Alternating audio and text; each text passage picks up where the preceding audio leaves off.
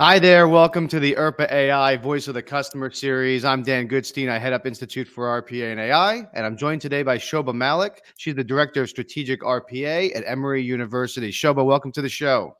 Thank you. Thank you very much. Thanks for having me. I'm very excited to be here.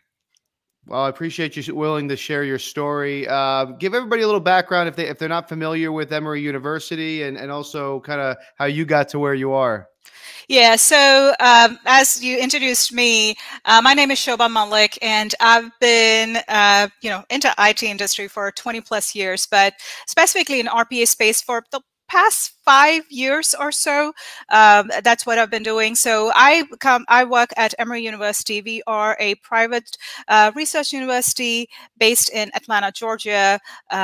We are one of the top research universities in US. We have 14,000 plus students enrolled in our schools. We have an academic health system as well. And we have 11 hospitals. We have 4 grad schools and 4 undergrad schools and 9 grad and public and professional schools.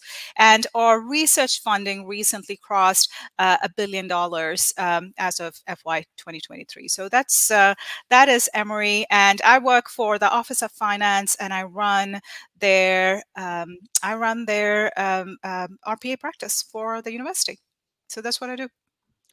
Great. So I always ask people to kind of start with the beginning, right? Why did you guys start this journey? What prompted it, and how did it initially go? Yeah. So, in all honesty, I think this technology was introduced to us by a vendor quite a long time back, to be honest. And at that time, we did a POC. We didn't have I should say the right business cases or anything like that for us to take that journey at that time. So about 3 years back, right before COVID, to be honest, we had the right business case to take to our university leadership and said, hey, this is something which we should be pursuing to solve our some problems which we should be solving using this type of technology. So that's kind of where we started.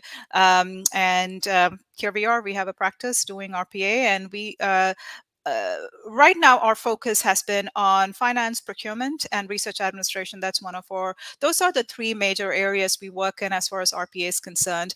And we will be starting to get into the schools as well. There are a couple of schools who are interested in doing it, but that all coming up in future. But that's where we are. So Shoba, what surprised you? I mean, there's always this process where, there's the initial assessment, and then the excitement, and then the dip down, right? Like, oh, I didn't see that. Was there anything in particular that kind of, was a challenge or a surprise? Yeah, I won't say it was a totally surprise. So at Emory Finance, we are big on change management, right? We are very methodical about how we handle changes, how we take our teams through changes and whatnot. But I think the scale and the speed at which these changes were happening, or at the rate we were delivering automation, that did take us by surprise.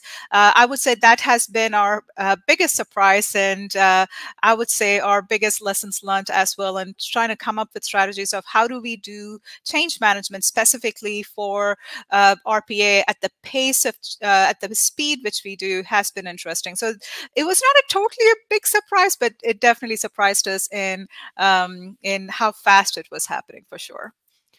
It's never the technology. It's always the people, right? It's always the people challenge. So what sort of things have you done to kind of overcome that? Because, I've seen most of the scaling issues that our members have been about that.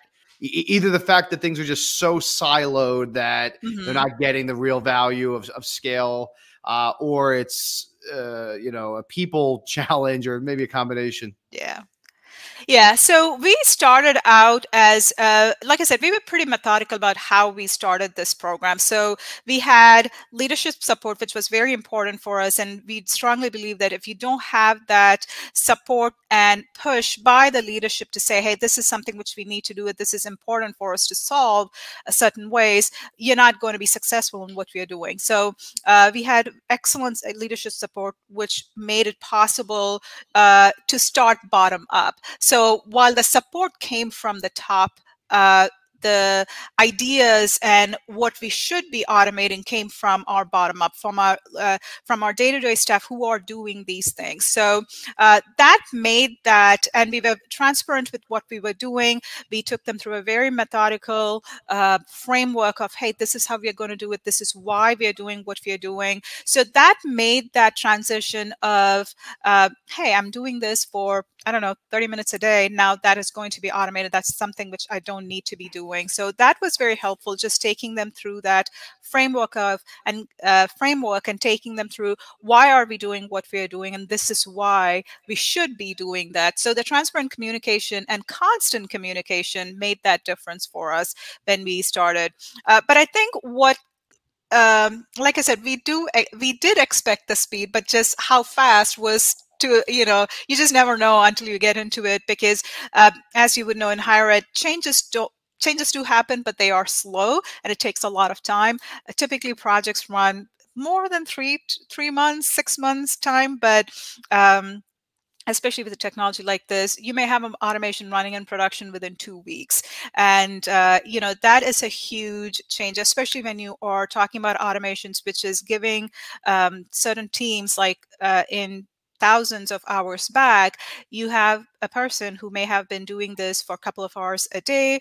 That time is freed up. Now, what do we do? And that's more of a question and help which would needed to be given to the leadership and say, let's think through, what is this person going to do 2 weeks from now, and whatnot. So definitely communication helps, and just getting them ready to, or training them to say, hey, 2 weeks from now, this is not what you're going to be doing. This is the new thing which you're going to be doing, or you got to be focusing more on the analysis piece of this data instead of actually pulling the data. So definitely that was the speed of change was this thing. And that's kind of a couple of things which we have done, is just be very transparent and do a lot of training with the end users who are going to be affected by it, and help the leaders make that change as well.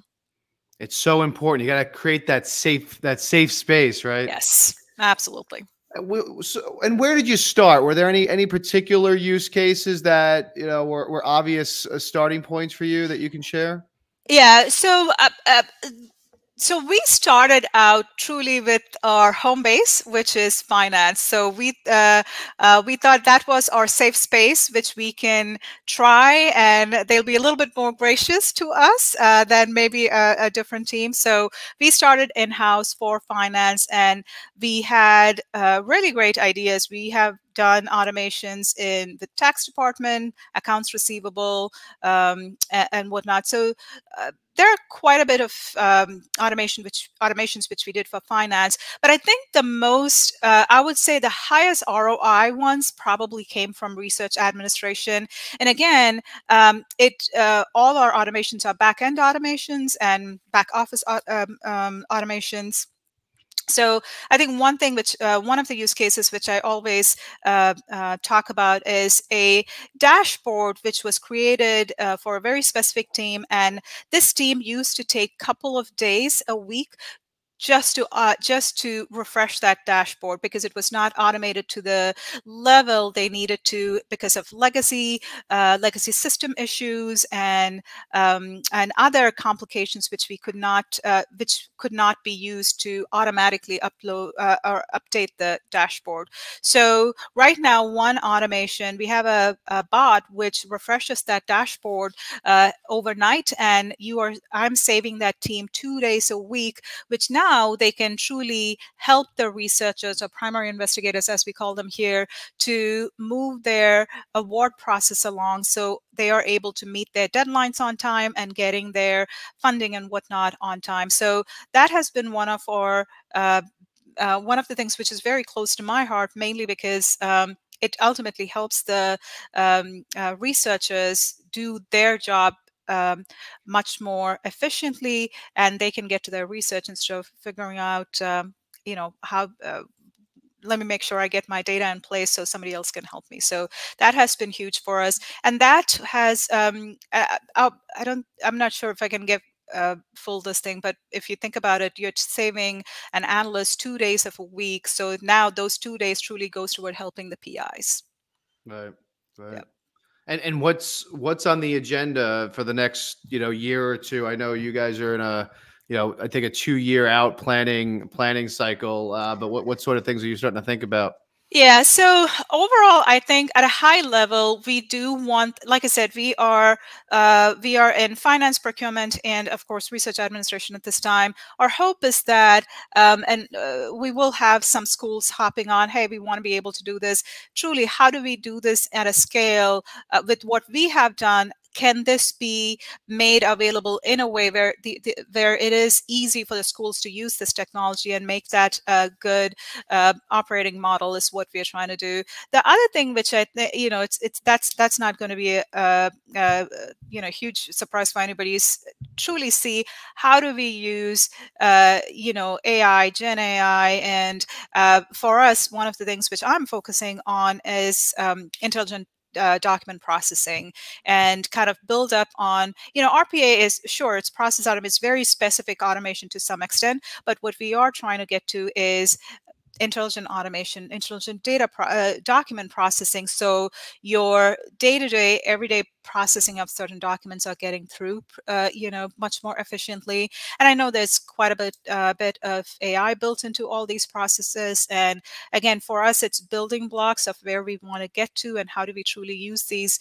cutting-edge technologies to do what we do best and be efficient at what we're doing. Is there any particular tech that you're excited about? Not, it's not not really, to be honest. I feel like it's changing a lot, and we're still not at a place to truly say, hey, this is exactly where I want to go. I think the most stable, which I can say now, is probably the document processing, the intelligent document processing. It's been out there, as you would know, Daniel, for quite a number of years now. And that's probably what I would be looking into to see, how do you just scan an invoice and get it paid without much people interference, or how do you truly hook up that automated processing into the workflows which we already have and be successful at it with a very low risk rate is what we are looking at. So I would definitely say it's just document processing is probably something which I'm looking forward to. I feel the rest are there. Don't take me wrong. Gen AI is great. The new everything which we hear is great, but it's my opinion that it's not stable state for me to truly say, hey, I can roll this out, this specific technology in this specific way to the entire university or even teams at this point.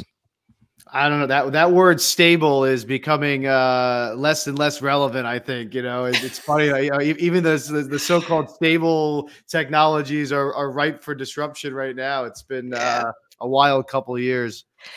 I agree. And I think, this is probably me being in, I think I've become an old fuddy-duddy. I'm like, I just want a little bit more stability in this before I can get in that. And kudos to everybody who's jumping in and, using that as much as possible. But, as any institution, not just higher ed, we have our own security frameworks and risk assessments and whatnot. And I want to be very respectful of that and, work along with them and see in what state we can imbibe as a technology for us.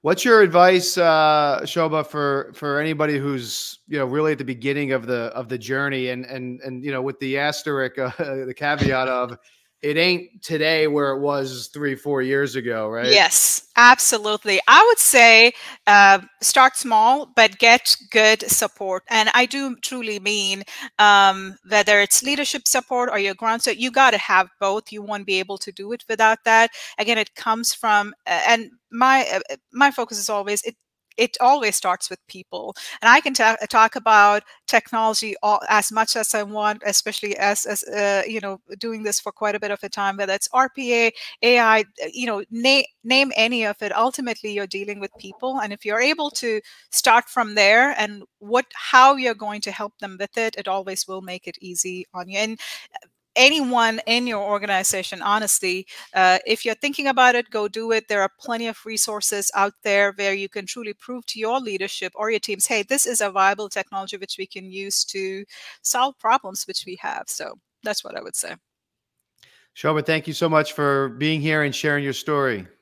Thank you very much, Daniel. I appreciate it.